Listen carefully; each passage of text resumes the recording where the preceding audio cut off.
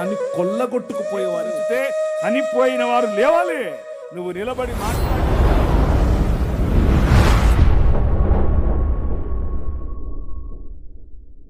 Praise the lord. దేవుని యొక్క మహాకృపలో మీ అందరికీ కూడా ఈ వీడియోకి స్వాగతం పలుకుతున్నాను.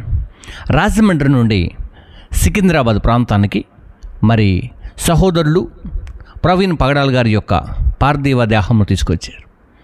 సెంటనరీ బాప్టిస్ట్ చర్చిలో ఉంచి ఈ దినమున అంతిమయాత్ర ప్రారంభించబోతున్నారు. కాబట్టి ప్రేమైనటువంటి స్నేహితులారా, మరి మీ అందరికీ కూడా ఈ వీడియోకి స్వాగతం పలుకుతున్నాను. మన ఎలమంచి విజయ్ కుమార్ గారు ప్రవీణ్ పగడాల గారిని ప్రేమించి ఒక చక్కని వీడియోని తయారు చేశారు. ఆ వీడియోని చూసినప్పుడు చాలా సంతోషం అనిపించింది. విజయ్ కుమార్ని అభినందించాలనిపించింది. చాలా బాగా చేశారు.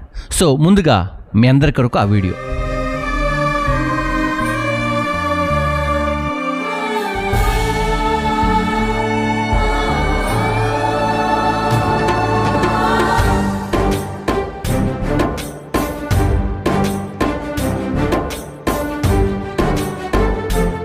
రైట్, చూశారు కదా, దేవుని యొద్దకు చేరినట్లు, దేవుడి దగ్గరకు తీసుకున్నట్లు చాలా బాగా చేశారు. So praise God. అంతేకాకుండా కొంతమంది క్రైస్తవులను రెచ్చగొడుతున్నటువంటి వారు ఉన్నారు.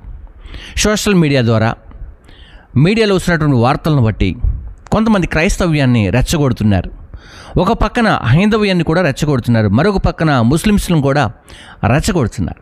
దయచేసి అందరూ కూడా ప్రశాంతంగా ఉండాలి. మన జీవితంలో ఇలాంటివి జరుగుతూ ఉంటాయి.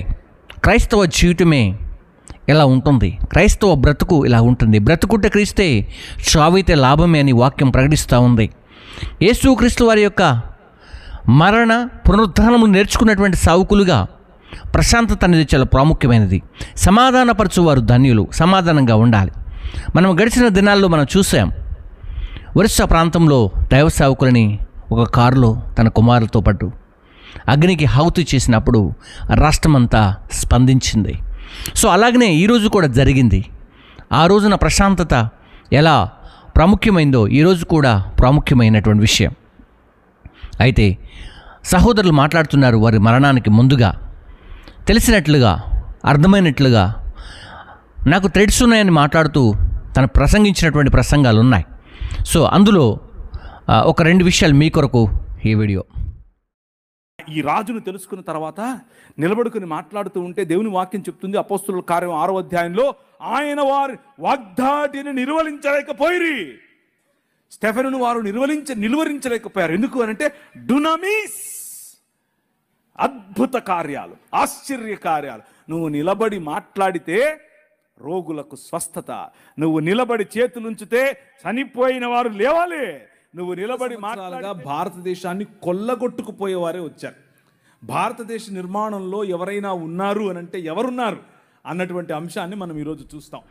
చూశారు కదా, ఇందులో సత్యాలు, ఇందులో బోధనలు జరుగుతున్నాయి. కాబట్టి భారతదేశం యొక్క హిస్టారికల్ చరిత్రను కూడా చెప్పగలిగినటువంటి గొప్ప మేధావి ప్రవీణ్ పగడాల గారు. సో ఈ రోజున అందరూ బ్రతుకున్నప్పుడు కొందరు, ఏమండి, జీవిస్తున్నప్పుడు మరికొందరు, కొంతమంది తోలనాడే వాళ్ళు ఉంటారు, కొంతమంది గౌరవించే వాళ్ళు ఉంటారు, మరికొంతమంది అభిమానించే వాళ్ళు ఉంటారు. ఈ ప్రపంచంలో ఎవరిని పర్ఫెక్ట్ అని అనలేము, కానీ కొందరిని పర్ఫెక్ట్ అంటాం. కొంతమంది అతను దూషించినప్పటికీ కూడా మరికొంతమంది ఇలాంటి టైంలో అంటారు. ఈ రోజున అందరూ కూడా ప్రగాఢ సానుభూతి తెలియజేస్తున్నారు. మరి సికింద్రాబాద్ ప్రాంతంలో ఈ అంతిమయాత్ర ప్రారంభమవుతోంది. సో అక్కడ ఉన్నటువంటి వారందరూ కూడా ఈ కార్యక్రమానికి విచ్చేసి ఉన్నారు. కొంతసేపట్లో ఈ అంతిమయాత్ర ప్రారంభం కాబోతూ ఉంది. అంతేకాకుండా మరి రాజమండ్రిలో పోస్ట్ మార్టం యొక్క రిపోర్ట్ కూడా రాబోతుంది. మరి మేబీ వచ్చి ఉండొచ్చు కూడా. సో ఈ టైంలో నేను మీ అందరికీ కొన్ని విషయాలు చెప్పడానికి ఈ వీడియో చేస్తున్నాను. ప్రియమైనటువంటి స్నేహితులారా, సహోదరులారా, క్రీస్తు కొరకు పోరాటం చేసే, లేకుంటే క్రీస్తు సేవ కొరకు ఆరాటపడే ప్రతి ఒక్కరు కూడా ఈ విషయాలు గమనించాలి. ఎందుకు ఈ విషయాన్ని నేను ఈ టైంలో తీసుకొస్తున్నాను? బ్రదర్, మీరు పౌరుషం లేదా, లేకపోతే మీకు రోషం లేదని మీరు ఒకవేళ ప్రశ్నించగలిగితే, ఆనాడు ప్రభు రోషం కలిగి ఉంటే, పౌరుషం కలిగి ఉంటే సిలువ యాగం జరిగేదా? ఆనాడు సిలువ యాగం జరగటానికి యేసుక్రీస్తుల వారు రోషం కలిగి ఉంటే ఆ మహాబలియాగం ఈ ప్రపంచానికి అందేదా? అంటే ఈ రోజున క్రమసంఖ్యలో కొంతమంది క్రీస్తు కొరకు హతసాక్షులుగా మార్చబడుతున్నారు. ఒకవేళ క్రీస్తు కొరకు కాకుండా ఆ వ్యక్తి మరణిస్తాడు. అయితే మనము ఆవేశపడటం వల్ల, మనము పౌరుషం తెచ్చుకొని మాట్లాడటం వల్ల జరిగే పరిణామాలు వేరుగా ఉంటాయి. సో యేసుక్రీస్తు వారిని గురించి ఒక అద్భుతమైనటువంటి మాట ఉంది. ఇదిగో ఆయన మేఘాహురుడై వచ్చుచున్నాడు, ప్రతి నేత్రము ఆయన్ని చూసును, ఆయనని పొడిచిన వారు కూడా ఆయన చూస్తారని ప్రకటన గ్రంథము మనకు బోధించట్లేదా? ఈ రోజున మనము మత్తయి సువార్త 5వ అధ్యాయం ప్రకారంగా సమాధానపరచువారు ధన్యులని వాక్యం మనకు సెలవివ్వట్లేదా?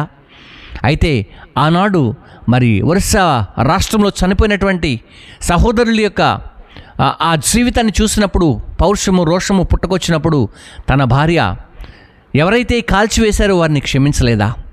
అయితే క్షమించే యుగం కాకపోయినప్పటికీ కూడా ఈ సమయంలో మనం ప్రేమించేవారమని గుర్తు చేయాలి కదా. మనం రోషం కలిగి మాట్లాడటంలో తప్పులేదు, మన పౌరుషం కలిగి మాట్లాడటంలో తప్పులేదు, కానీ మనము కూడా దేవుని మాటను దాటి వెళ్లకుండా ఉండాలన్న మాట ఈ సమయంలో నేను మీకు జ్ఞాపకం చేస్తున్నాను. ఒకవేళ ఎంత పౌరుషం కలిగిన మాటలు మాట్లాడినా, ఎంత రోషం కలిగిన మాటలు మాట్లాడినా తిరిగి వెళ్ళినటువంటి ప్రవీణ్ పగడాల గారిని తీసుకురాలేము కదా. ఎంత కష్టపడి ప్రార్థన చేసినా ప్రభు వినగలడు, కానీ ఆయన తిరిగి బ్రతికించలేము కదా అనే విషయాలను మీకు జ్ఞాపకం చేస్తూ, తోటి సావుకునిగా మీ అందరి కొరకు ఆలోచన చేస్తూ ఈ మాటలు నేను మీతో మాట్లాడుచున్నాను. మనందరికీ కూడా సహనం కలిగి ఉంటే, మనందరం కూడా ప్రేమ కలిగి ఉంటే, క్రీస్తు బలియాగము ఎంత ప్రేమ కలిగి అద్భుతంగా జరిగిందో, ఈ ప్రపంచంలో దైవ సేవకుల యొక్క మరణాలు, యెహోవా యొక్క భక్తుల మరణాలు ఆయన దృష్టికి ఆనందకరమని మనం చెబుతున్నాం. ఇదిగో బ్రతుకుట క్రీస్తే, చావైతే లాభమే అని చెబుతున్నాం. ఒకడు లోకమంతా సంపాదించుకొని వాడిని ప్రాణం బాగొట్టుకుంటే వానికి ఏమి లాభం అని చెబుతున్నటువంటి సేవకులైనటువంటి మీరు ఈ సమయంలో తొందరపాటు, రచ్చగొట్టే మాటలు దయచేసి ఈ సమయంలో మీడియా వరకు కూడా నేను జ్ఞాపకం చేస్తాను. క్రైస్తవులకి, ముస్లిమ్స్కి, హైందవులకి దయచేసి మీరు ఎక్కడ కూడా రెచ్చగొట్టే మాటలను మీ టెలికాస్ట్ చేయకూడదని కూడా నేను ఈ యొక్క ఛానల్ ద్వారా మాట్లాడుతున్నాను. దయచేసి క్రైస్తవుల మధ్యలో, లేకపోతే ఇంతకుముందు కూడా ఒక వీడియో చూశాను నేను రెడ్ టీవీలో. అక్కడ తేజ మాట్లాడుతూ వెంటనే ఇదిగో క్రైస్తవులు ఇలా అంటున్నారని చెప్పేసి వెంటనే ఈ వార్తను హమారా ప్రసాద్ గారికి చెప్పేశారు. సో క్రైస్తవులు ఆడ మాట్లాడుతున్నటువంటి కొంచెం కోపతాపంలో మాట్లాడుతున్నారు, కష్టం ఉంది కాబట్టి ఆ మాటలు చేరవేస్తే తను కూడా వేరే మాటలు మాట్లాడుతున్నాడు. కాబట్టి తేజ ఇక నుంచి మీరు కొంచెం ఈ మతపరమైనటువంటి విషయాల్లో కొంచెం తక్కువ చూపించాలని నేను ప్రేమపూర్వకంగా నీకు మనవి చేస్తున్నాను. కాబట్టి ఈ విషయాలన్నిటిలో దేవుడు సహాయం చేయాలని, మరీ ప్రాముఖ్యంగా మరి ప్రవీణ్ పగడాల అన్నగారి యొక్క అంతిమ యాత్రలో మరి దేవుని యొక్క మహాకృప తోడుగా ఉండాలని, ఆ భూస్థాపన కార్యక్రమానికి విచ్చేస్తున్న ప్రతి ఒక్కరూ కూడా మరలా క్షేమంగా వారి ప్రాంతాలకు వెళ్ళాలని కోరుకుంటున్నాను. అంతేకాకుండా ఎవరు కూడా అక్కడ కోపతాపానికి గురి కాకండి, భావ ఉద్రేకానికి గురి కాకండి. దయచేసి అందరూ కూడా శాంతంగా, క్రైస్తవ్యం అంటే శాంతి, క్రైస్తవం అంటే ప్రేమని ప్రపంచానికి తెలియజేసేటట్లుగా రాజమండ్రిలో చేశారు, ఇప్పుడు హైదరాబాద్లో కూడా చేయాలని నేను కోరుకుంటూ, మరి ప్రాముఖ్యంగా వారికి, వారి కుటుంబానికి, విడిచి వెళ్ళినటువంటి వారి కుటుంబంలో ఉన్న బిడ్డలందరికీ కూడా సమాధానము, జాలి, కరుణ, దయ, ఆయన కృప నిరంతరం ఆ కుటుంబానికి తోడుగా ఉండాలని కోరుకుంటున్నాను. ఒకని తల్లి వారిని ఆదరించినట్లు ఈ కుటుంబాన్ని కూడా ఆదరించాలని కోరుకుంటూ ఈ మాటలను ముగిస్తున్నాను. మరి ప్రాముఖ్యంగా యలమంచిలి విజయ్ కుమార్ గారికి, మరి వారు చేసినటువంటి వీడియోకి, మరి వారు చాలా కష్టపడి ఆ రాజమండ్రిలో కూడా చాలా వర్క్ చేశారు. సో వారికి హృదయపూర్వకమైనటువంటి నేను శుభాలు తెలియజేస్తాను. మరి ప్రాముఖ్యంగా అదే బాటలో మరి విజయప్రసాద్ రెడ్డి గారు కూడా చాలా అద్భుతంగా అక్కడ వర్క్ చేశారు. వారికి కూడా మరి సంఘ పక్షమున, మా మినిస్ట్రీ పక్షమున, వరంగల్ జిల్లా పక్షమున వారికి హృదయపూర్వకమైనటువంటి శుభాలు తెలియజేస్తాను. ఈ అంతిమయాత్రలో పార్టిసిపేట్ చేసిన ప్రతి ఒక్కరికి, రాజమండ్రిలో కష్టపడి పనిచేసిన ప్రతి ఒక్కరికి కూడా హృదయపూర్వకమైనటువంటి శుభాలు తెలియజేసుకుంటూ ఈ నా మాటలు ముగిస్తున్నాను. మీ Solomon Raj, Warangal Beracah church. May God bless you. అందరికీ కూడా శుభాలు కలుగునుగాక. ఆమెన్.